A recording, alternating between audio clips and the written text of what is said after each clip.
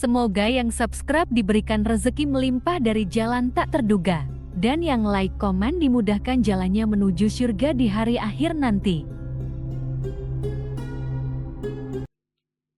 Nabi Sulaiman alaihi salam adalah manusia terkaya sepanjang sejarah kehidupan manusia di muka bumi. Dalam beberapa kitab suci seperti Al-Quran, Alkitab, dan Injil, Nabi Sulaiman alaihi salam dijelaskan sebagai manusia terkaya yang pernah hidup di muka bumi. Tidak ada satupun manusia yang bisa mengalahkan total kekayaannya hingga hari kiamat tiba nanti. Para arkeolog telah menemukan situs peninggalan sejarah Islam yang mengungkap total kekayaan Nabi Sulaiman alaihi salam. Eres bin Yosef, profesor sekaligus peneliti, ia menyatakan bahwa 3000 tahun yang lalu Nabi Sulaiman alaihi salam diperkirakan memiliki kekayaan senilai 2,2 triliun US dollar. Apabila dikonversikan dengan nilai mata uang hari ini, dan jika dirupiahkan, nilainya setara dengan 32.891.870 triliun rupiah. Nabi Sulaiman memiliki beberapa mukjizat, di antaranya adalah dapat berbicara dengan bahasa binatang. Beliau dapat memerintah mereka untuk melakukan sesuatu. Beliau juga dapat mengendalikan besar kecilnya tekanan angin dan dapat mengatur ke arah mana angin akan berhembus. Sehingga dengan itu, Nabi Sulaiman dapat memanfaatkan angin sebagai kendaraannya dan juga kendaraan tentaranya. Nabi Sulaiman juga bisa melunakkan besi dan membentuknya menjadi pakaian perang yang anti tusukan senjata tajam. Nabi Sulaiman juga memimpin para jin.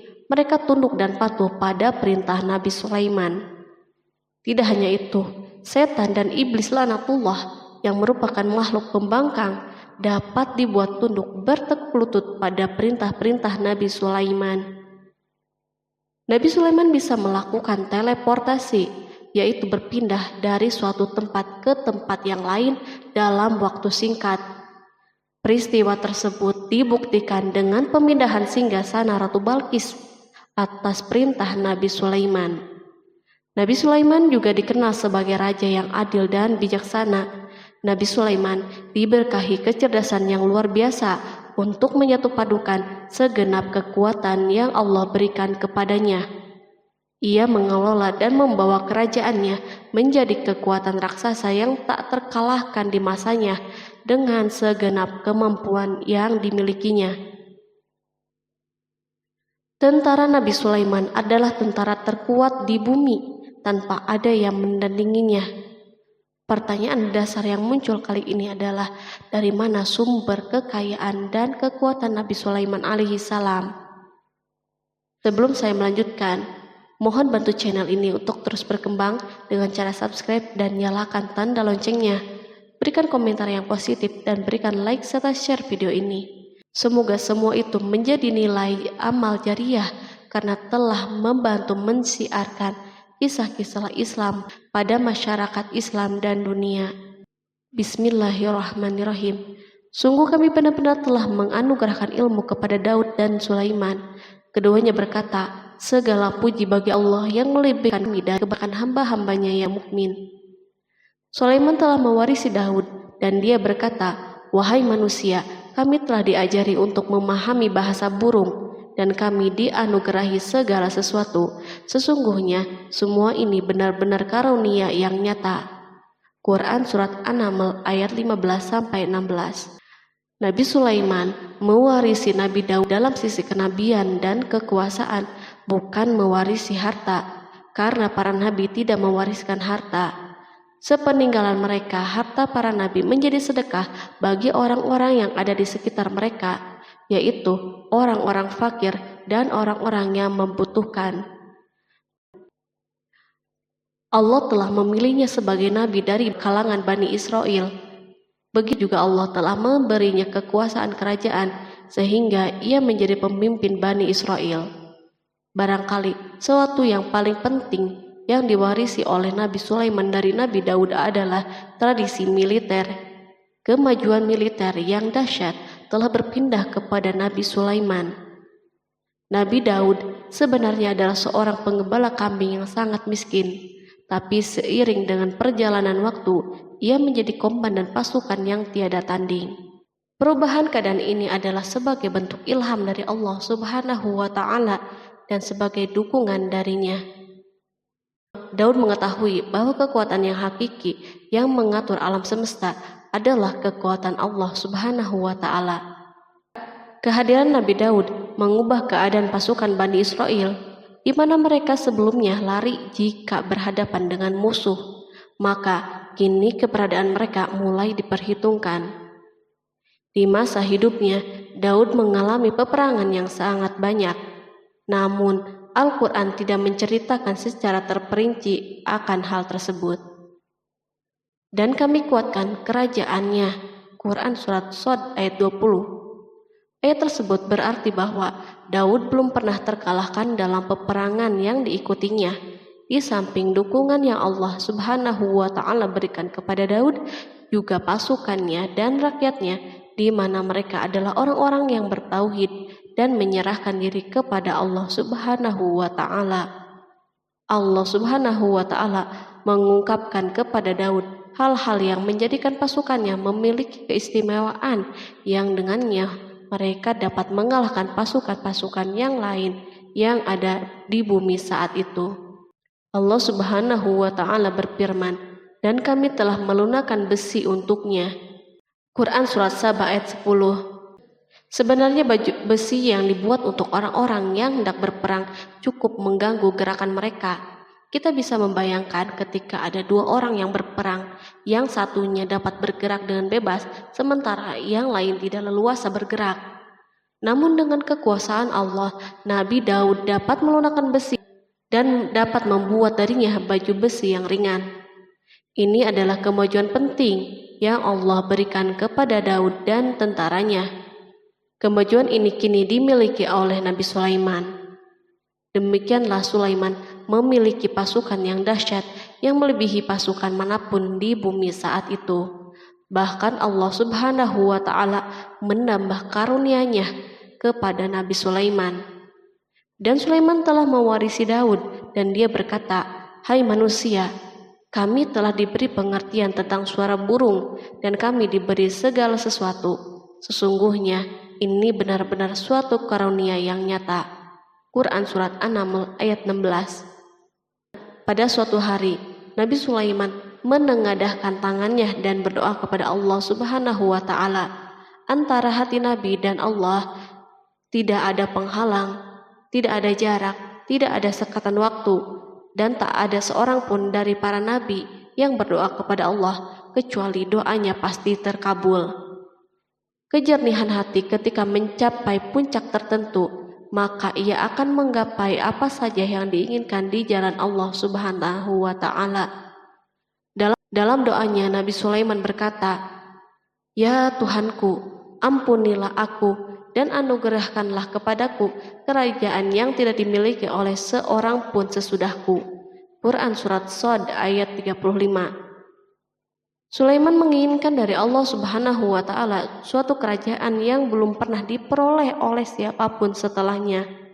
Allah Subhanahu wa Ta'ala mengabulkan doa hambanya Nabi Sulaiman dan memberinya kerajaan tersebut. Barangkali orang-orang yang hidup di saat ini bertanya-tanya, mengapa Sulaiman meminta kerajaan ini yang belum pernah dimiliki oleh seorang pun setelahnya. Ambisi Sulaiman untuk mendapatkan kekuasaan atau kerajaan adalah ambisi yang ada di dalam seorang nabi, dan tentu ambisi para nabi tidak berkaitan kecuali dengan kebenaran. Ambisi tersebut adalah bertujuan untuk memudahkan penyebaran dakwah di muka bumi. Nabi Sulaiman sama sekali tidak cinta kepada kekuasaan ataupun ingin menunjukkan kesombongan. Namun beliau ingin mendapatkan kekuasaan untuk memerangi kelaliman yang menyebar di muka bumi. Perhatikanlah kata-kata Nabi Sulaiman kepada Balqis ketika beliau berdialog dengannya. Dan ketika Balqis datang, ditanyakanlah kepadanya, "Serupa inikah singgasanamu?" Dia menjawab, "Seakan-akan singgasana ini singgasanaku, kami telah diberi pengetahuan sebelumnya dan kami adalah orang-orang yang berserah diri. Quran Surat An-Naml ayat 42. Demikianlah kata-kata Sulaiman yang bijaksana, kata-kata yang membenarkan permintaannya untuk memiliki kekuasaan dan kekuatan. Sulaiman telah mengerahkan semua kemuliaan dan kekuasaannya dalam rangka menegakkan agama Allah Subhanahu wa Ta'ala dan menyebarkan Islam. Nabi Sulaiman mewarisi kekuasaan, kenabian, hikmah ilmu dari Daud. Orang-orang menyebut Sulaiman Al-Hakim atau Sulaiman yang bijaksana. Kebijaksanaan Nabi Sulaiman tidak terbatas pada keadilannya di tengah-tengah manusia dan kasih sayangnya kepada mereka. Namun kebijaksanaan Sulaiman juga berlaku di kalangan burung dan binatang-binatang lainnya. Nabi Daud juga mengenal bahasa burung, tetapi Sulaiman dapat berbicara dengan bahasa burung. Bahkan ia dapat menjadikannya sebagai pembantunya. Ketika Nabi Daud bertasbih, maka gunung-gunung dan burung-burung serta binatang buas pun ikut bertasbih bersamanya. Bahkan angin pun berhenti untuk mendengar tasbih ini.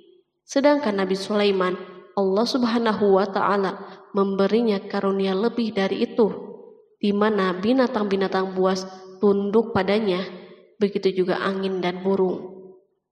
Allah Subhanahu wa Ta'ala berfirman, dan sesungguhnya kami telah memberi ilmu kepada Daud dan Sulaiman, dan keduanya mengucapkan, segala puji bagi Allah yang melebihkan kami dari kebanyakan hamba-hambanya yang beriman. Dan dia berkata, hai manusia, kami telah diberi pengertian tentang suara burung, dan kami diberi segala sesuatu. Sesungguhnya semua ini benar-benar karunia yang nyata. Quran Surat An-Naml ayat 15-16. Nabi Sulaiman mampu mendengar bisikan semut yang berbicara dengan sesama mereka. Bahkan ia mampu memerintahkan semut tersebut sehingga semut itu taat kepada perintahnya.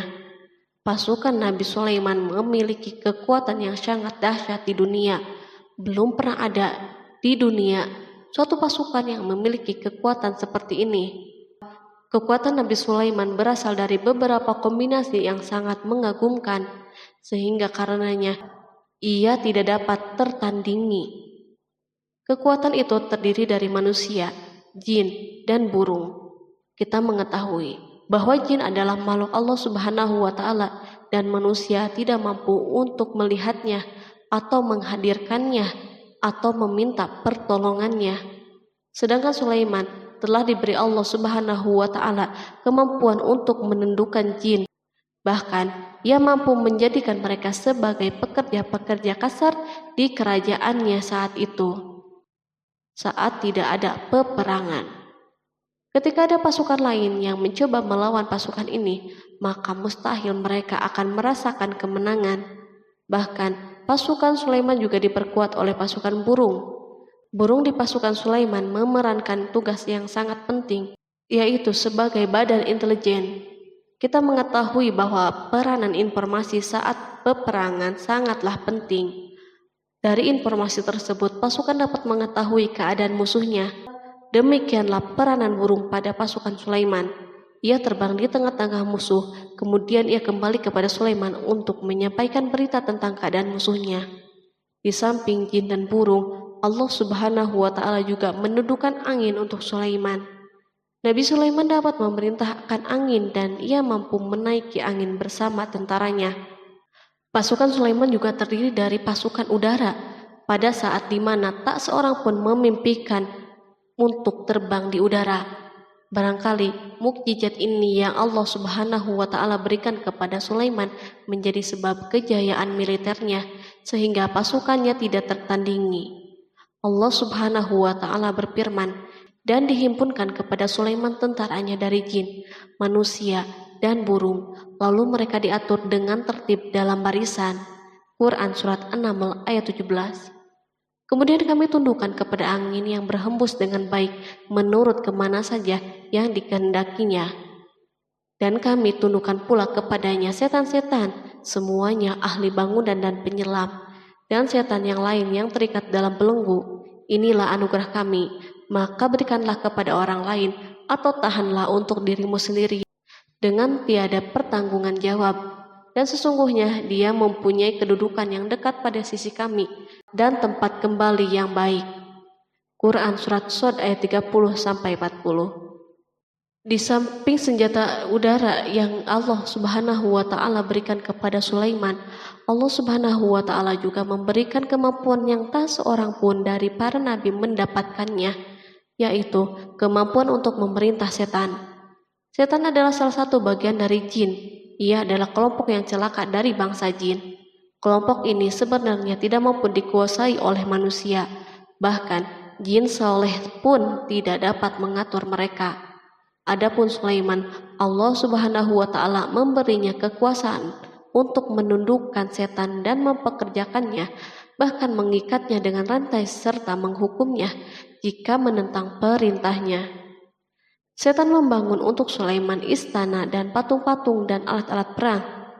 Bahkan setan-setan itu menyelam di dasar lautan untuk mengeluarkan permata dan yakut untuk Sulaiman. Jika ada di antara setan yang menentang perintahnya, maka Nabi Sulaiman mengikatnya dengan rantai. Ini semua menunjukkan kekayaan Sulaiman dan kekuasaannya, di mana ia mampu mengatur banyak makhluk di dunia. Tentu kemampuan itu atas izin Allah sebagai mukjizat darinya. Allah Subhanahu wa Ta'ala berfirman, dan sebagian dari jin ada yang bekerja di hadapannya di bawah kekuasaannya dengan izin Tuhannya, dan siapa yang menyimpang di antara mereka dari perintah kami, maka kami rasakan kepadanya azab neraka yang apinya menyala-nyala. Para jin itu membuat untuk Sulaiman apa yang dikehendakinya dari gedung-gedung yang tinggi, patung-patung, dan piring-piring yang besarnya seperti kolam dan periuk yang tetap berada di atas tungku. Quran Surat Saba ayat 12. Nabi Sulaiman yang bijaksana adalah penguasa yang tak tertandingi di muka bumi. Meskipun memperoleh nikmat yang khusus dan agung ini yang Allah Subhanahu wa Ta'ala berikan kepada Nabi Sulaiman, beliau tetap menunjukkan sebagai manusia yang paling banyak berzikir kepadanya dan manusia yang paling banyak bersyukur di zamannya. Allah Subhanahu wa Ta'ala berfirman tentang Sulaiman, Sulaiman sebaik-baik hamba, sesungguhnya dia amat taat kepada Tuhannya. Quran Surat Shad ayat 30. Nabi Sulaiman selalu mendirikan sholat, puasa, tasbih, dan mengungkapkan rasa cinta yang dalam. Hamba yang kembali adalah hamba yang menuju Allah Subhanahu wa Ta'ala. Waktu sholat bagi Sulaiman adalah waktu yang sangat penting, sehingga ketika datang waktu itu, maka beliau tidak bisa disibukkan dengan hal yang lain. Sulaiman mengetahui penyakit kuda dan ia mampu berbicara dengan bahasa kuda. Bahkan kuda itu pun mentaati perintah Nabi Sulaiman. Allah Subhanahu wa Ta'ala juga memberikan kenikmatan lain atas Sulaiman. Allah Subhanahu wa Ta'ala berfirman, dan kami alirkan cairan tembaga baginya. Quran Surat Saba ayat 12. Al-Kihtir adalah tembaga yang dicairkan. Sebagaimana Allah Subhanahu wa Ta'ala memberikan nikmat atas ayahnya Daud di mana ia mampu melunakkan besi, dan Allah Subhanahu wa Ta'ala mengajarinya bagaimana cara mencairkannya, maka Sulaiman pun memanfaatkan tembaga yang cair untuk peperangan dan di saat perdamaian. Pada saat peperangan, beliau mencampur tembaga dengan besi dan membuat darinya perunggu. Mereka menggunakan senjata-senjata perunggu dalam peperangan seperti pedang, baju besi, dan pisau. Senjata-senjata ini adalah senjata yang paling kuat di saat itu. Sedangkan di saat perdamaian, tembaga digunakan untuk membuat bangunan, patung, dan sebagainya. Meskipun Nabi Sulaiman mendapatkan nikmat yang besar dan karunia yang khusus, Allah Subhanahu wa Ta'ala mengujinya dengan suatu ujian yang akan selalu datang pada seorang hamba. Ketika hamba itu mendapatkan kedudukan yang besar, maka ujiannya pun menjadi besar. Allah Subhanahu wa Ta'ala menguji Sulaiman dengan penyakit. Allah Subhanahu wa Ta'ala berfirman, dan sesungguhnya kami telah menguji Sulaiman dan kami jadikan dia tergeletak di atas kursinya sebagai tubuh yang lemah karena sakit. Kemudian ia bertaubat. Ia berkata, Ya Tuhanku, ampunilah aku, anugerahkanlah kerajaan yang tidak dimiliki oleh seorang pun sesudahku. Sesungguhnya Engkaulah yang Maha Pemberi. Kemudian kami tundukkan kepadanya angin yang berhembus dengan baik menurut kemana saja yang ia kehendaki. Dan kami tundukkan pula kepadanya setan-setan, semuanya ahli bangunan dan penyelam. Quran Surat Shod ayat 34-37. Sulaiman diuji dengan penyakit yang sangat keras, di mana Toran saat itu tidak mampu mengatasinya. Sakitnya Sulaiman sangat keras, sehingga para dokter dari kalangan manusia dan jin tidak mampu menghilangkan penyakitnya. Lalu burung-burung menghadirkan rumput-rumput yang dianggapnya sebagai obat, tetapi Sulaiman pun belum juga sembuh. Semakin hari penyakit Sulaiman semakin menjadi-jadi, sehingga ketika Sulaiman duduk di atas kursi, ia duduk bagaikan tubuh tanpa roh, seakan-akan ia mati karena saking kerasnya penyakit yang dideritanya. Sakit yang diderita Sulaiman terus berlanjut untuk beberapa saat. Namun Sulaiman tidak henti-hentinya berzikir kepada Allah Subhanahu wa Ta'ala dan meminta kesembuhan kepadanya, serta beristighfar kepadanya, serta mengungkapkan rasa cintanya kepada Allah Subhanahu wa Ta'ala. Selesailah ujian Allah Subhanahu wa Ta'ala terhadap hambanya Sulaiman. Beliau pun sembuh. Kini Sulaiman merasakan kembali kesehatannya setelah mengetahui segala kejayaannya dan segala kekuasaannya serta segala kebesarannya tidak lagi mampu menghilangkan penyakit yang dideritanya, kecuali jika Allah Subhanahu wa Ta'ala menghendakinya. Dan sesungguhnya kami telah menguji Sulaiman dan kami jadikan dia tergeletak di atas kursinya sebagai tubuh yang lemah karena sakit.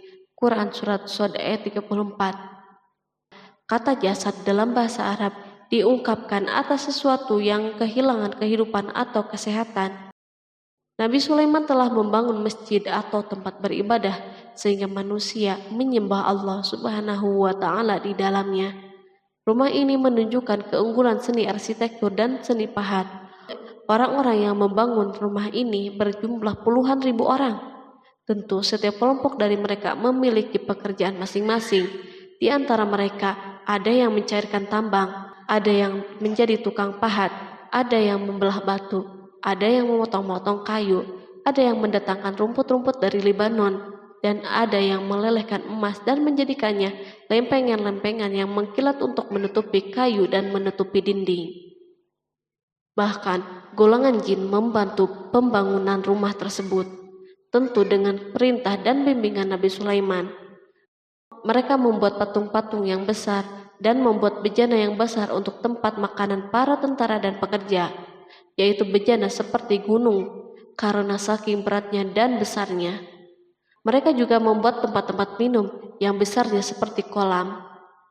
Sulaiman mengawasi para pekerjanya dan juga mengurusi masyarakatnya, di mana beliau mengenali problem mereka dan berusaha memecahkannya. Beliau juga mengawasi pasukannya dari kalangan binatang dan burung. Beliau mengetahui apakah ada satu dari mereka yang tidak hadir, kemana ia pergi, serta mengapa ia pergi. Nabi Sulaiman bukan hanya mengetahui problem tentaranya dari kalangan manusia dan tentaranya dari kalangan burung, namun ia juga menunjukkan kasih sayangnya terhadap semut, di mana beliau mendengar bisikannya dan tidak suka untuk menginjaknya. Pada suatu hari, ia berjalan di depan tentaranya dan tiba-tiba ia mendengar suara semut yang berkata kepada teman-temannya dari kalangan semut. Hingga apabila mereka sampai di lembah semut, berkatalah seekor semut, "Masuklah ke dalam sarang-sarangmu agar kamu tidak terinjak oleh Sulaiman dan tentaranya." Sedangkan mereka tidak menyadari.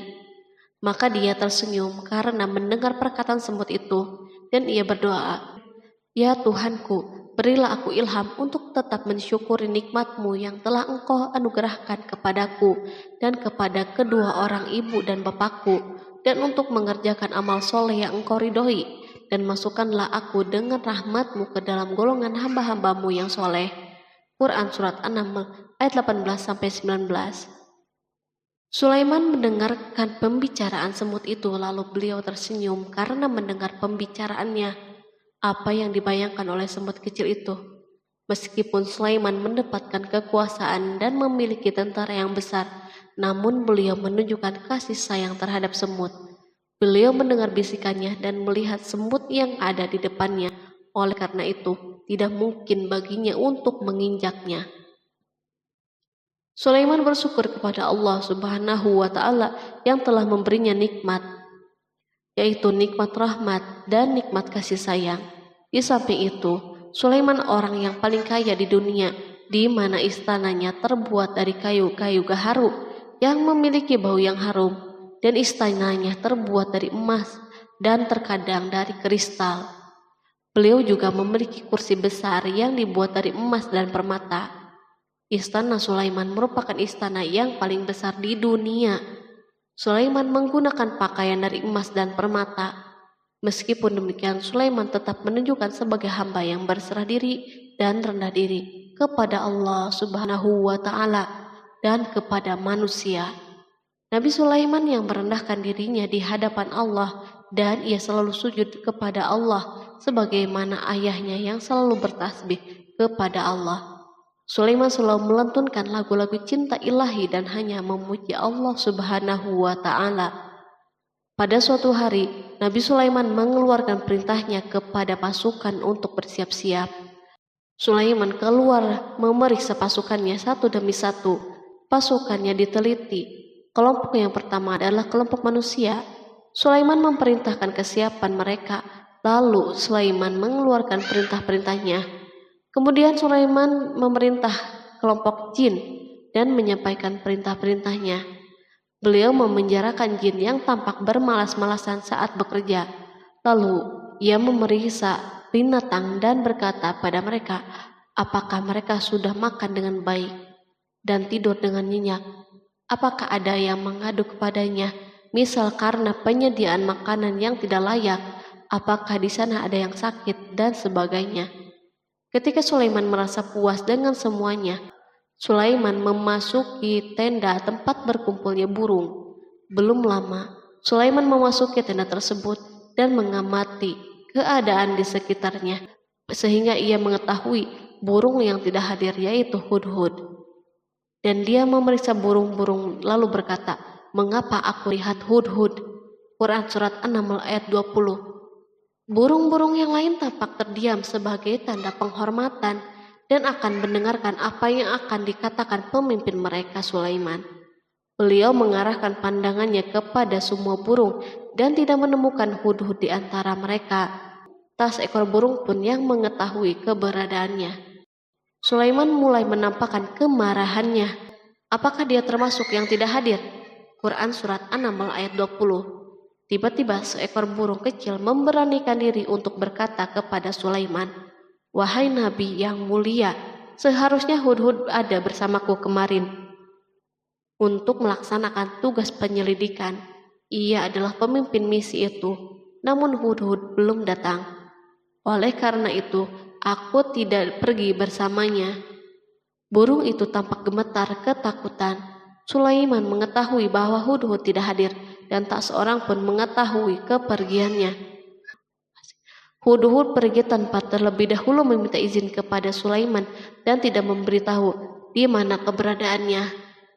Dalam keadaan marah, Sulaiman berkata, sesungguhnya aku benar-benar akan mengazabnya dengan azab yang keras atau benar-benar menyembelihnya, kecuali ia benar-benar datang kepadaku dengan alasan yang jelas. Quran Surat An-Naml ayat 21. Kawanan burung mengetahui bahwa Sulaiman sedang marah dan telah menetapkan untuk menyembelihnya atau justru memaafkannya dengan syarat ia datang dengan membawa alasan yang dapat menyelamatkannya. Atau dengan kata lain, hudhud dapat memastikan bahwa ia melaksanakan tugas yang penting. Sulaiman menunjukkan kemarahan yang besar sehingga siapapun akan merasa takut ketika melihat Sulaiman marah. Meskipun beliau terkenal dengan kasih sayangnya, namun kemarahannya karena membela kebenaran. Kemudian beliau dapat melaksanakan ancamannya dengan cara yang mudah. Seekor burung tampak gemetar ketakutan melihat kemarahan Sulaiman. Lalu beliau mengeluarkan tangannya ke burung itu dan memegang-megang kepalanya, sehingga burung itu pun merasa tenang dan rasa takutnya hilang. Sulaiman pergi dari tenda burung itu dan menuju istananya. Sulaiman masih memikirkan keadaan hudhud. Seharusnya hudhud menjadi bagian penting dari badan intelijen. Apakah ia pergi untuk menyingkap sesuatu, atau apakah ia pergi hanya untuk bermain-main? Sulaiman telah memperhatikan dan mengetahui bahwa Hudhud adalah seekor burung yang cerdik dan juga fasih berbicara. Terkadang Sulaiman mendapati Hudhud sedang bermain-main dan menunda pekerjaannya. Sulaiman melihatnya dan Hudhud memahami bahwa ini tidak benar, sebab ia tidak boleh mencampur adukan antara waktu serius dan waktu bermain. Akhirnya, tidak lama setelah kepergiannya, Hudhud tiba di tenda burung.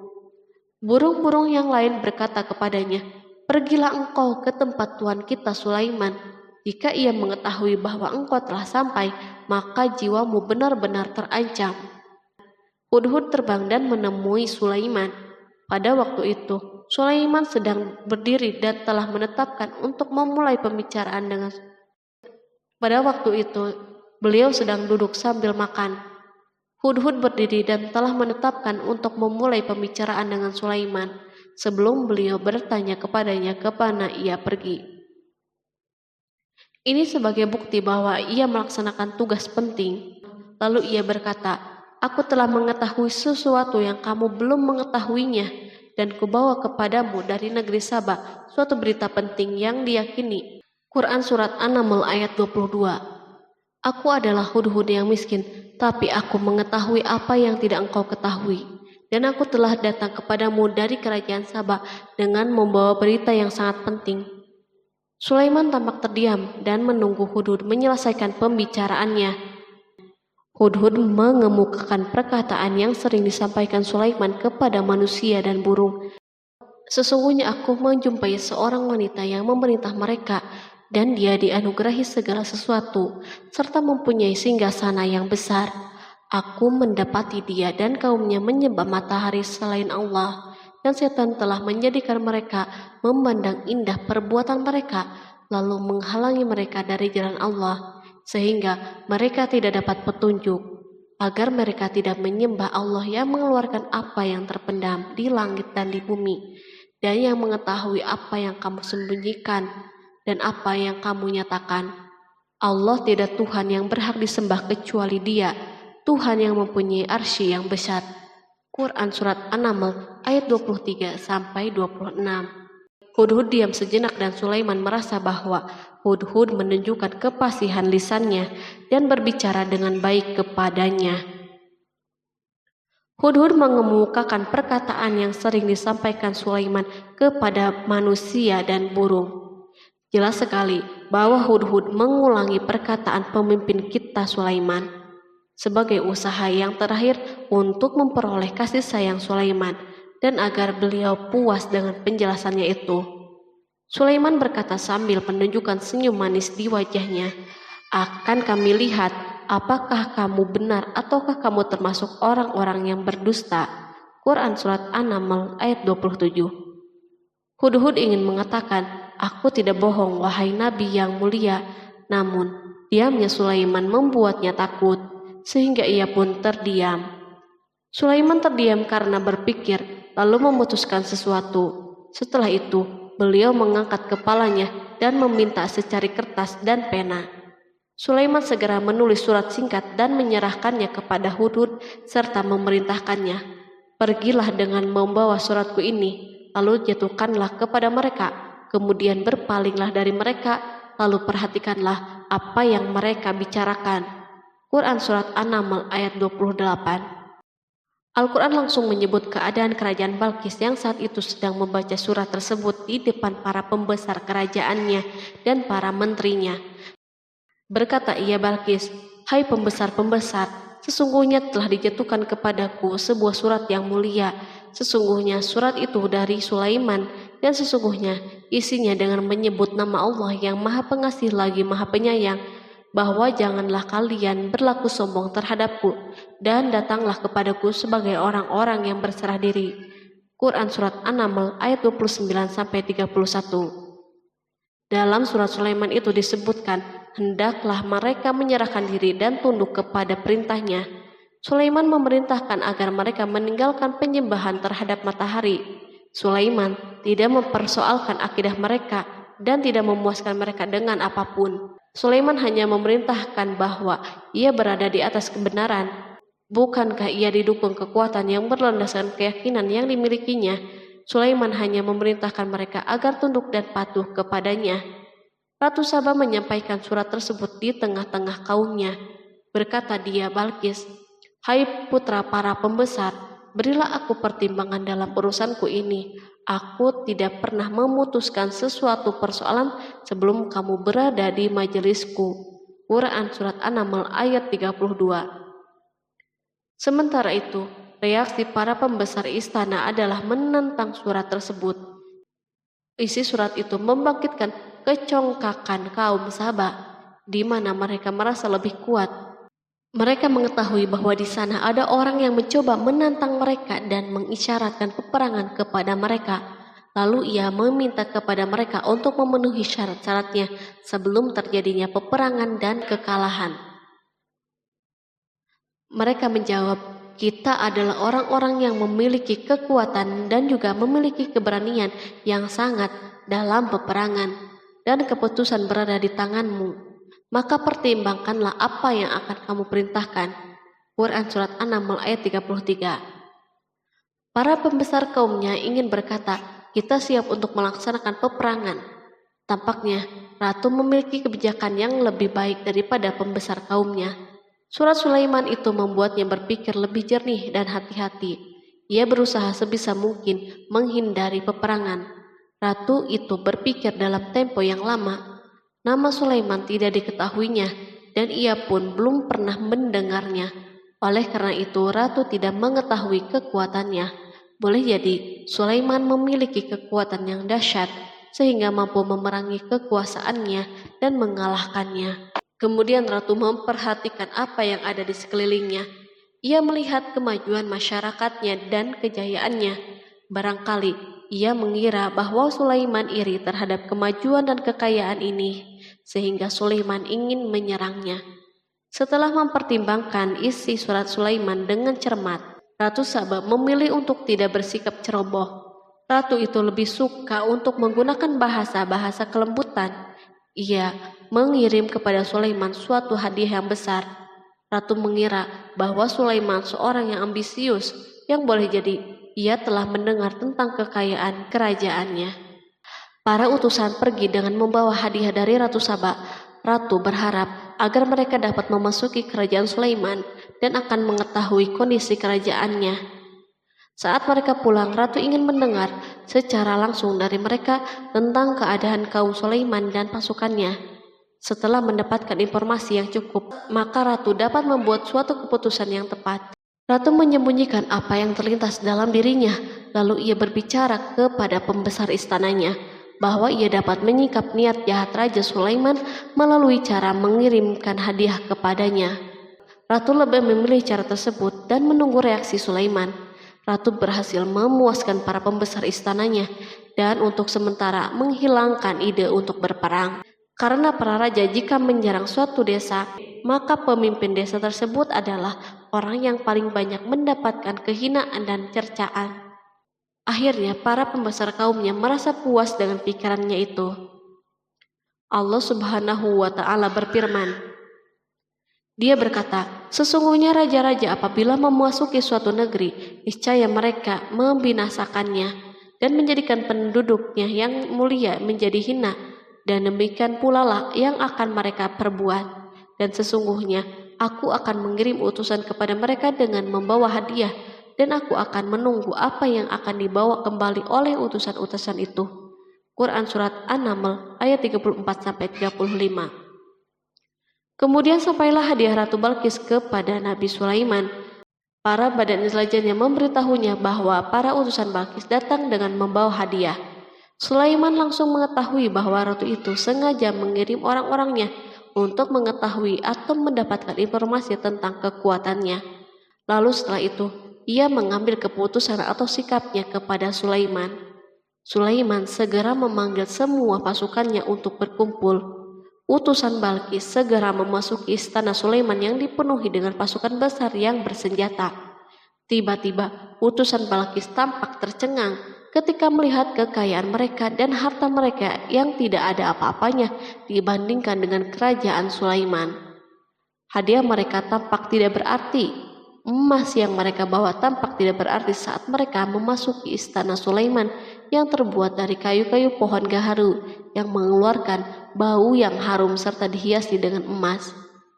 Para utusan Balkis berdiri bersama Sulaiman dan menyaksikan bagaimana Sulaiman mengendalikan pasukannya. Kemudian mereka mulai berpikir tentang kekuatan dan kualitas pasukan Sulaiman. Betapa kagetnya mereka ketika melihat di tengah-tengah pasukan itu terdapat singa, burung, dan tentara dari kalangan manusia yang mampu terbang. Mereka pun sadar bahwa mereka dihadapkan pada pasukan yang tiada taranya. Selesailah demonstrasi pasukan Sulaiman. Kemudian para utusan itu dipersilahkan maju ke tempat hidangan makanan.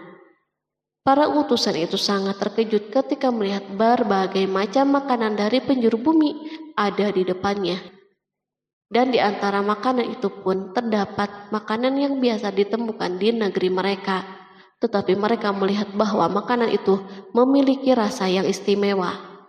Selain itu, piring-piring yang ada di depan mereka dan dijadikan tempat makanan terbuat dari emas dan mereka dilayani oleh laki-laki yang berhias dengan emas. Ratu mereka pun tidak mengenakan hiasan itu. Di meja makan terdapat burung, ikan laut, dan berbagai macam daging yang mereka tidak mampu lagi membedakannya. Sulaiman tidak makan bersama mereka, tetapi beliau makan dengan menggunakan piring yang terbuat dari kayu.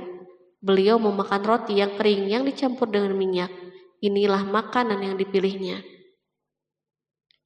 Sulaiman makan bersama mereka dalam keadaan diam. Mereka merasa bahwa kehadiran Sulaiman menciptakan suatu kewibawaan yang luar biasa. Selesailah jamuan makanan itu. Lalu dengan sangat malu mereka menyerahkan hadiah Ratu Balkis kepada Sulaiman.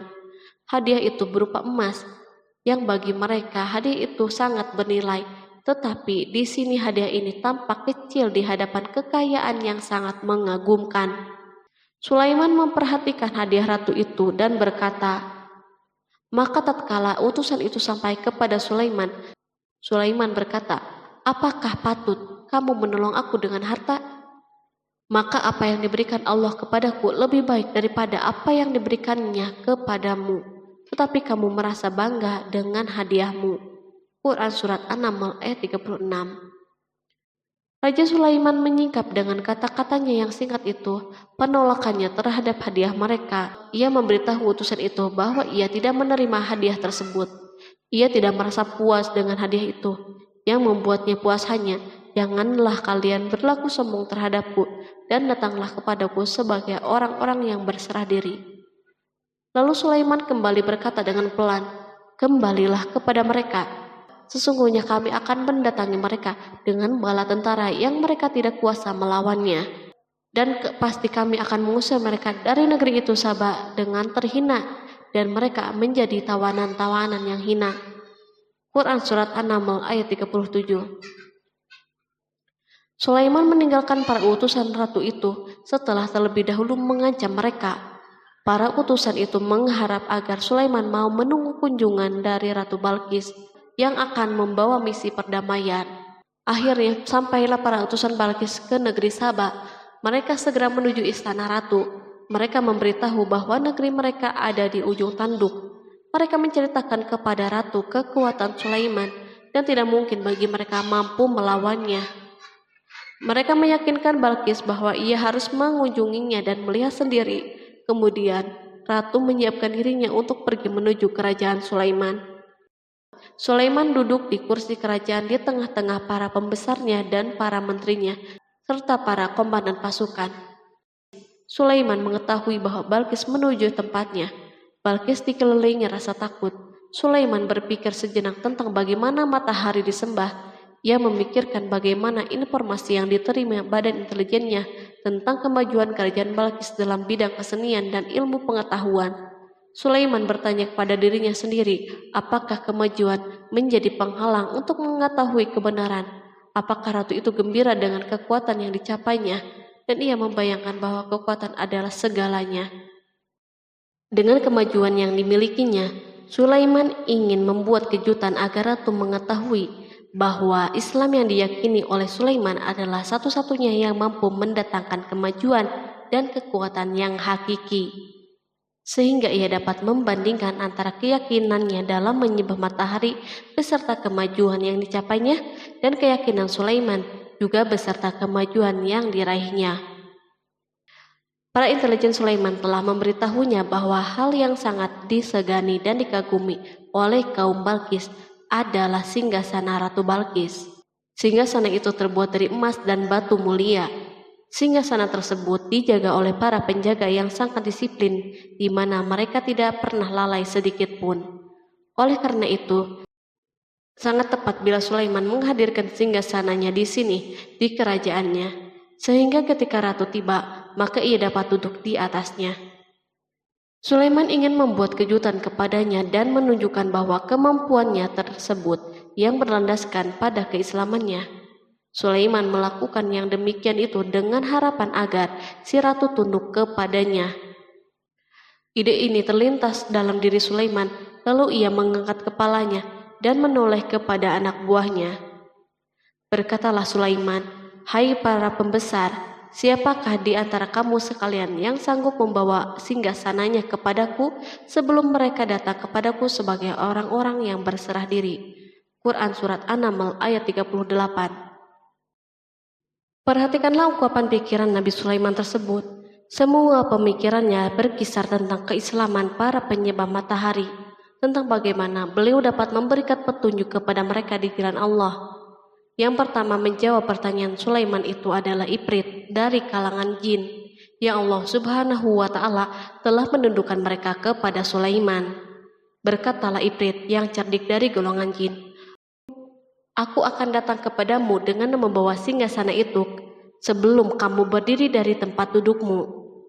Sesungguhnya aku benar-benar kuat untuk membawanya lagi dapat dipercaya." Quran Surat An-Naml ayat 39. Sulaiman berdiri dari tempat duduknya setelah 1 atau 2 jam. Namun jin itu berjanji kepadanya untuk menghadirkan singgasana Balkis sebelum itu. Istana Sulaiman berada di Palestina, sedangkan istana Balkis terletak di Yaman. Jarak antara singgasana tersebut dan singgasana Sulaiman lebih dari ribuan mil. Barangkali pesawat yang cepat sekalipun yang kita kenal hari ini tidak akan mampu membawa dan mendatangkan istana itu dalam waktu 1 jam. Tetapi masalahnya di sini berhubung dengan kekuatan jin yang misterius. Sulaiman tidak mengomentari sedikit pun terhadap apa yang dikatakan oleh Ifrit dari kalangan jin. Tampak ia menunggu tanggapan lain yang mampu menghadirkan singgasana Balkis yang lebih cepat dari itu. Sulaiman menoleh kepada seorang yang di sana yang duduk di atas naungan. Berkatalah seseorang yang mempunyai ilmu dari Alkitab, "Aku akan membawa singgasana itu kepadamu sebelum matamu berkedip."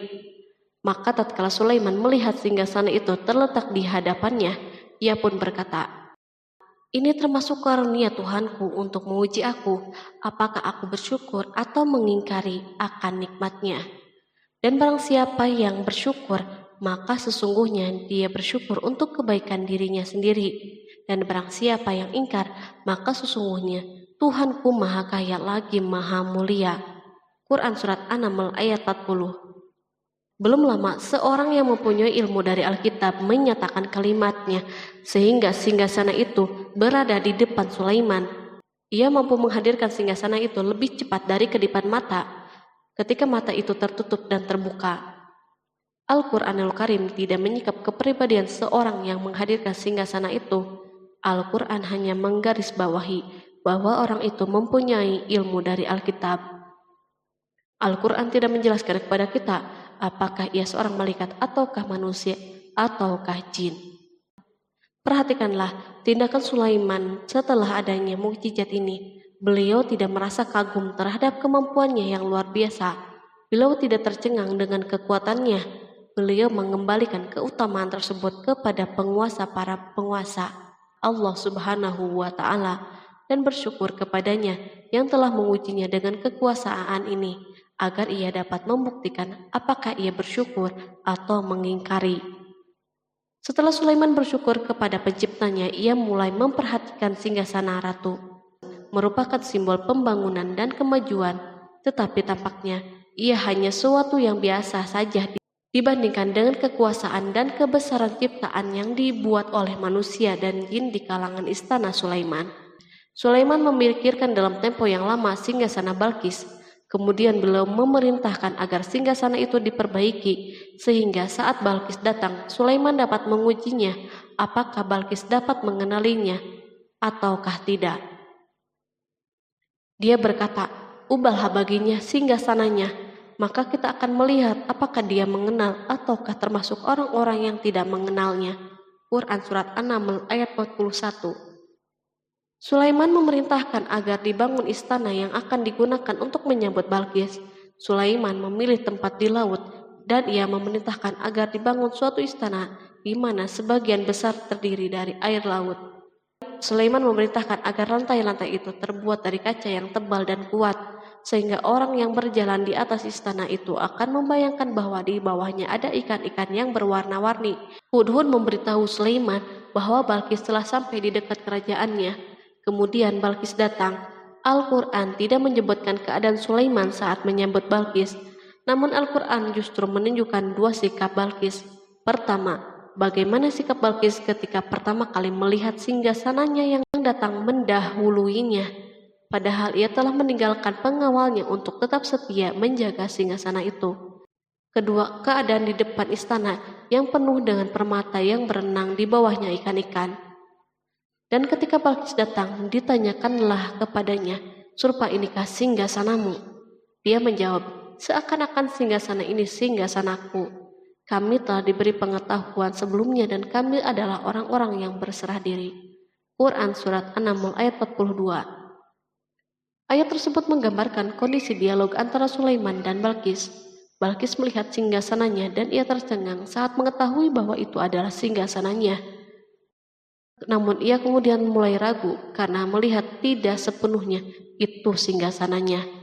Jika itu benar-benar singgasananya, lalu bagaimana ia datang mendahuluinya? Dan bila bukan singgasananya, maka bagaimana Sulaiman dapat meniru sepersis dan seteliti ini? Sulaiman berkata saat melihat Balkis mengamati singgasananya, "Apakah ini singgasanamu?" Setelah mengalami kebingungan sesaat, Balkis menjawab, "Sepertinya benar." Sulaiman berkata, "Kami telah diberi ilmu sebelumnya dan kami sebagai orang-orang yang muslim." Melalui pernyataan itu, Sulaiman ingin mengisyaratkan kepada Balkis agar ia membandingkan antara keyakinannya beserta ilmu yang dicapainya dan keyakinan Sulaiman yang muslim beserta pengetahuan yang diraihnya. Penyembahan terhadap matahari dan pencapaian ilmu yang dicapai oleh Balkis tampak tidak ada apa-apanya dibandingkan dengan ilmu Sulaiman dan keislamannya. Sulaiman telah mendahulinya dalam bidang ilmu karena keislamannya. Karena itu sangat mudah baginya untuk mengungguli Balkis dalam ilmu-ilmu yang lain. Demikianlah yang diisyaratkan pernyataan Sulaiman kepada Balkis. Ratu Saba itu mengetahui bahwa ini adalah singgasananya, di mana singgasana itu datang lebih dahulu daripada dirinya. Beberapa bagian darinya telah diubah saat Balkis masih berjalan menuju tempat Sulaiman. Ia berpikir kemampuan apa yang dimiliki oleh Nabi Sulaiman. Balkis tercengang melihat apa yang disaksikannya yang merupakan buah dari keimanan Sulaiman dan hubungannya dengan Allah Subhanahu wa Ta'ala.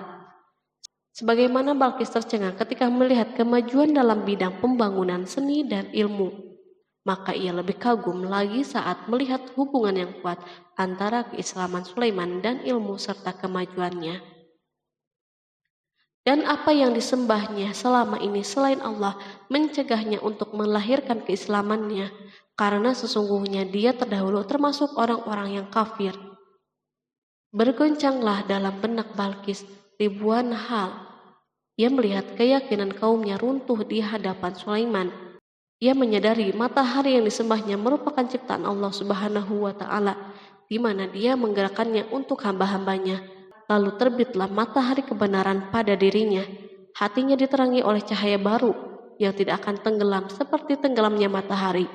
Masa keislamannya hanya menunggu waktu. Balkis memilih waktu yang tepat untuk mengumumkan keislamannya. Allah Subhanahu wa Ta'ala berfirman, dikatakan kepadanya, "Masuklah ke dalam istana." Maka tatkala dia melihat lantai istana itu, dikiranya kolam air yang besar dan disikapnya kedua betisnya.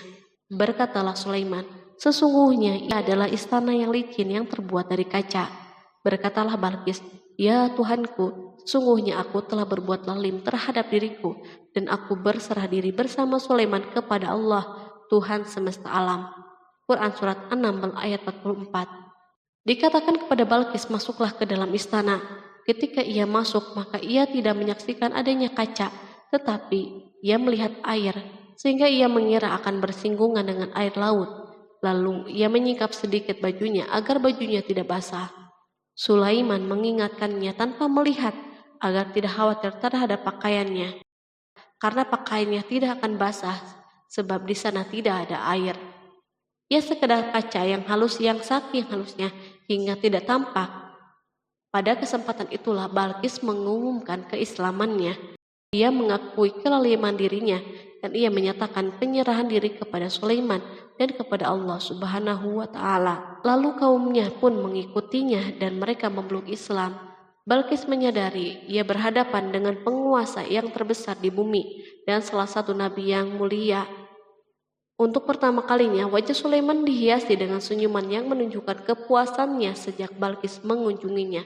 Demikianlah Sulaiman mewujudkan kejayaannya yang hakiki dan menyebarkan cahaya Islam di muka bumi. Al-Quran tidak menyebutkan kisah Balqis setelah keislamannya. Para ahli tafsir mengatakan bahwa ia menikah dengan Sulaiman. Selain itu, ada yang mengatakan bahwa ia menikah dengan salah satu orang dekat Sulaiman. Ada juga yang mengatakan bahwa sebagian Raja Habasyah adalah keturunan dari buah perkawinan ini. Sulaiman hidup di tengah-tengah kejayaan dan kemuliaan di muka bumi. Kemudian Allah Subhanahu wa Ta'ala menetapkan kematian baginya.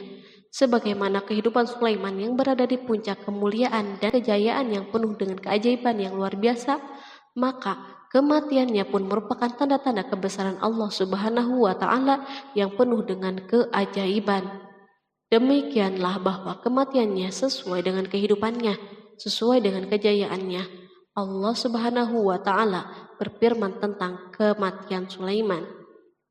Maka tatkala kami telah menetapkan kematian Sulaiman, tidak ada yang menunjukkan kepada mereka kematiannya itu kecuali rayap yang memakan tongkatnya. Maka tatkala ia telah tersungkur, tahulah jin bahwa kalau sekiranya mereka mengetahui yang gaib, tentulah mereka tidak akan tetap dalam siksa yang menghinakan. Quran Surat Saba ayat 14. Kemampuan Nabi Sulaiman untuk menundukkan jin dan mempekerjakan mereka serta hubungan mereka dengannya, semua ini menimbulkan fitnah di tengah-tengah manusia dalam hal tertentu. Dan kematian Sulaiman merupakan batasan atau jawaban terhadap fitnah ini. Kami tidak mengetahui siapa yang mengklaim bahwa jin mengetahui hal yang gaib. Kami tidak mengetahui siapa yang bertanggung jawab terhadap tersebarnya isu yang keliru ini. Yang kita ketahui adalah bahwa hal tersebut tersebar dan mempengaruhi sebagian manusia dan jin. Barangkali manusia berkata kepada diri mereka, selama jin melakukan perbuatan yang luar biasa ini, maka apa gerangan yang menjadikan mereka tidak mengetahui hal-hal yang gaib itu? Manusia lupa bahwa kunci kegaiban berada di tangan Allah Subhanahu wa Ta'ala. Masalah ilmu gaib tidak akan mampu dikuasai oleh jin, manusia, ataupun para nabi dan semua makhluk. Hanya Dia yang mengetahuinya.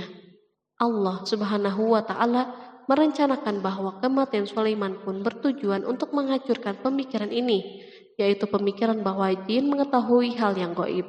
Jin bekerja untuk Nabi Sulaiman selama beliau hidup, dan tatkala beliau meninggal, maka tugas mereka menjadi bebas. Nabi Sulaiman meninggal tanpa diketahui oleh jin, sehingga mereka tetap bekerja untuknya. Mereka tetap kepada Sulaiman. Seandainya mereka mengetahui hal yang gaib, niscaya mereka tidak akan meneruskan pekerjaan mereka.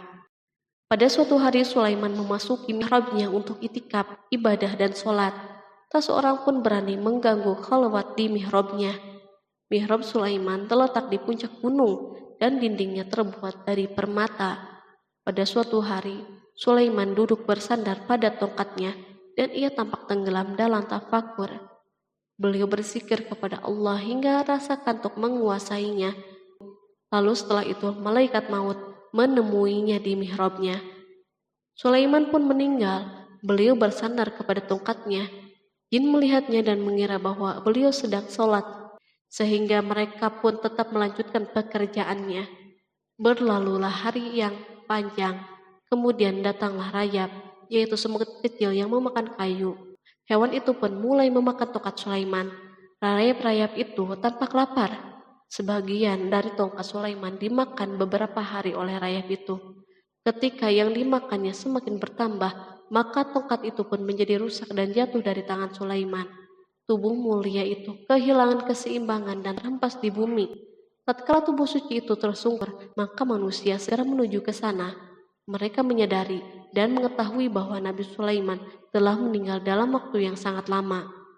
Jin menyadari bahwa mereka tidak mengetahui hal-hal yang gaib, dan manusia pun mengetahui hakikat ini. Seandainya jin mengetahui hal yang gaib, niscaya tidak akan meneruskan siksa yang hina.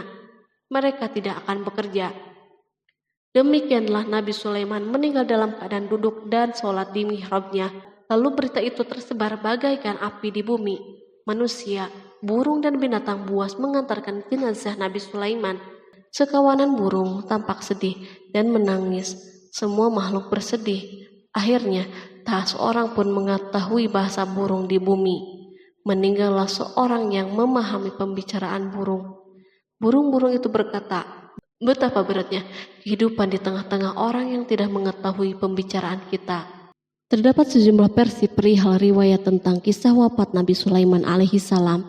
Salah satunya hadis yang diriwayatkan oleh Al-Hafiz Ibnu Asakir dalam tafsir Ibnu Katsir. Hadis ini disebut mendekati kebenaran kisah wafatnya Nabi Sulaiman. Seperti yang dikutip dari buku Kisah Para Nabi oleh Imam Ibnu Katsir. Menurutnya, Nabi Sulaiman alaihissalam meninggal dalam keadaan berdiri. Berdirinya beliau ini adalah sedang melakukan sholat dan bersandar pada tongkatnya. Diketahui Nabi Sulaiman dikenal terbiasa menyendiri di dalam Masjid Baitul Maqdis. Durasinya bahkan dalam kurun waktu yang tidak biasa, yakni bisa hingga 1 atau 2 bulan, hingga 1 atau 2 tahun. Untuk sajian makanan dan minumannya selalu dibawakan oleh para setan yang masih tergabung dalam salah satu jenis jin. Hingga suatu ketika mereka membawakan makanan dan minuman seperti biasa, namun tidak mengetahui bahwa Nabi Sulaiman telah wafat. Pada hari wafatnya, Nabi Sulaiman mendatangi sebuah pohon yang tumbuh di Baitul Maqdis. Atas izin Allah, Nabi Sulaiman pun berbincang dengan pohon tersebut dan menanyakan nama serta fungsi dari dirinya. Pohon ini bernama Kharubah. Nabi Sulaiman pun bertanya padanya, "Apakah kegunaanmu?" Pohon Kharubah ini pun menjawab, "Aku tumbuh untuk meruntuhkan masjid ini." Lalu Nabi Sulaiman pun berkata, "Allah tidak mungkin meruntuhkan masjid ini selama aku masih hidup. Itu artinya kamu tumbuh untuk mengabarkan kematianku." Lalu Nabi Sulaiman pun mencabut pohon tersebut dan menanamnya di dinding miliknya. Setelah itu, Nabi Sulaiman masuk ke dalam mihrab dan melakukan sholat dengan bersandar pada tongkatnya. Sejumlah sumber juga mengatakan tongkat tersebut berasal dari pohon Kharubah yang sempat dicabutnya sebelumnya. Kemudian Nabi Sulaiman pun menemui ajalnya hingga tidak diketahui oleh setan yang bekerja untuknya sekalipun. Kisah ini diceritakan dalam firman Allah melalui surat Saba ayat 14. Kalangan jin dan setan pun mulai mengetahui kabar kematian Nabi Sulaiman setelah rayap memakan tongkat sebagai penopangnya hingga rapuh. Nabi Sulaiman meninggal berdiri dan bersandar pada tongkatnya. Matanya dalam keadaan terbuka dan fisiknya tidak berubah bentuk. Bahkan tidak ada bau yang muncul dari jenazah tersebut. Ternyata peristiwa wafat ini merupakan jawaban dari doa Nabi Sulaiman alaihissalam sendiri. Ia pernah memohon pada Allah Subhanahu wa Ta'ala agar kematiannya dapat dijadikan pembelajaran bagi umat manusia, bahwa para jin sekalipun tidak mengetahui hal yang gaib. Bahkan mereka pun tidak mengetahui kapan mereka akan menemui ajal dan mendapatkan rezeki. Untuk itu, kisah Nabi Sulaiman yang meninggal dalam keadaan berdiri ini diharapkan menjadi pesan agar manusia tidak menjadikan setan, iblis, atau bangsa jin sebagai tempat menyembah atau teman mereka. Wallahu a'lam bishawab.